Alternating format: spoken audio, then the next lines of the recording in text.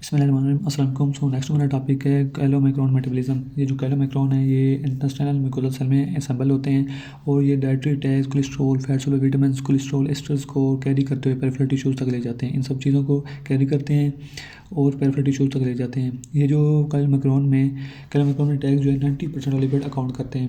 अच्छा, अब नेक्स्ट है एपोलिपोप्रोटीन सिंथेसिस।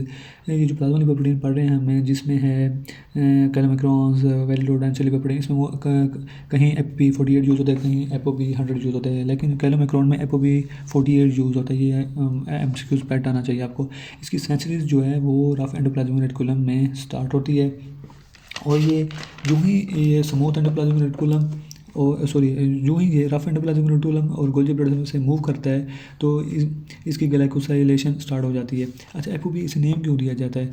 अच्छा, एपोबी नेम इसे इसलिए दिया गया है कि इसका जो इंटरनल पार्ट ऑफ प्रोटीन का है ना, वो इनकोड होता है एक जीन से जिसे एपोबी कहते हैं, इसलिए इसे एपोबी नाम दिया गया है। अगर यही इसका इंटरनल पार्ट ऑफ प्रोटीन जो है इनकोड हो 48% उस जीन से, तो इसे ApoB48 कहा गया है। अगर यही जीन जो है 100% इनकोड हो तो इसे ApoB100 कहते हैं। अच्छा, नेक्स्ट जो है यहाँ जाए आप, इंटेस्टाइनल म्यूकोसा सेल में ये असेंबल हुए। अच्छा, अब जो इंटेस्टाइनल म्यूकोसा सेल है वो सिक्रेट करता है नेसेंट टैग रिच कैलोमैक्रोन्स को, जो कि डाइटरी लिपिड से प्रोड्यूस हो रहे होते हैं। अब जो ही वो सिक्रेट हुए, प्लाज्मा में पहुँचे, जो ही प्लाज्मा में पहुँचे तो HDL ने ApoC2 और ApoE को ट्रांसफ़र किया नेसेंट कैलोमैक्रोन में। अब ये जो कैलोमैक्रोन है इस पे ApoC2 भी आ गया है और ApoE भी आ गया है। ठीक है, ApoB48 तो पहले आया हुआ था। अब ये एंटर होते हैं कैपिलरीज में। ठीक है, कैपिलरीज में एंटर हो गए।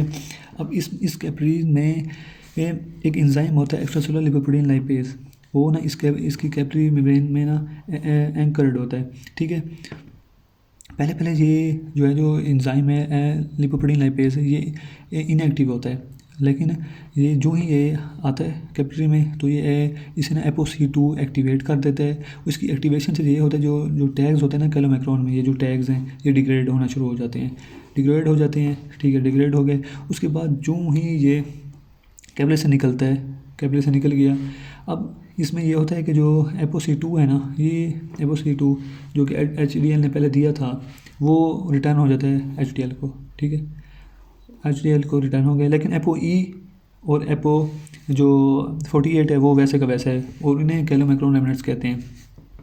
जो ही ये जो कैलोमैक्रोन रेमिनेंट्स हैं ना सर्कुलेट करते हैं तो इसका जो 90% ऑफ जो टैग होता है ना वो इस कोर में वो डिग्रेड हो जाता है लिपोप्रोटीन लाइपोज से।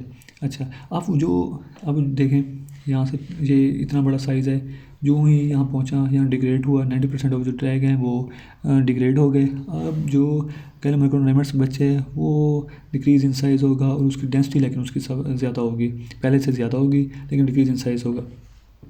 अब ApoC2 तो रिटर्न हो गया HDL को। अब जो सी रिच कैलोमैक्रोन रेमिनेंट्स हैं वो ApoE के थ्रू जो कैलोमैक्रोन रेमिनेंट्स हैं वो ApoE के थ्रू बाइंड हो जाते हैं। लीवर पर एक स्पेसिफिक रिसेप्टर होते हैं, वहाँ पर बाइंड हो जाते हैं और वहाँ एंडोसाइटोस्ट हो जाते हैं। ठीक है, वहाँ पर उसके एंडोसाइटोसिस होती है। कैलोमैक्रोन रिसेप्टर ApoE के थ्रू एक लीवर पर एक स्पेसिफिक रिसेप्टर होता है, वहाँ पर ना बाइंड हो जाते हैं और वहाँ पर उसकी एंडोसाइटोसिस हो जाती है। और ये जो एंडोसाइटोज वेसिकल होते हैं ये ना लाइसोसोम के साथ फ्यूज़ हो जाता है। उससे ये होता है कि जो apolipoprotein, cholesterol ester, other compounds remnant जो होते हैं वो डिग्रेड होते हैं, हाइड्रोलाइटिकली डिग्रेड होते हैं। उसकी वजह से अमीनो एसिड फ्री कोलेस्ट्रॉल और फैटी एसिड जो है वो रिलीज़ होता है। जो बाकी जो रिसेप्टर होते हैं वो रिसाइकल्ड हो जाते हैं अगेन।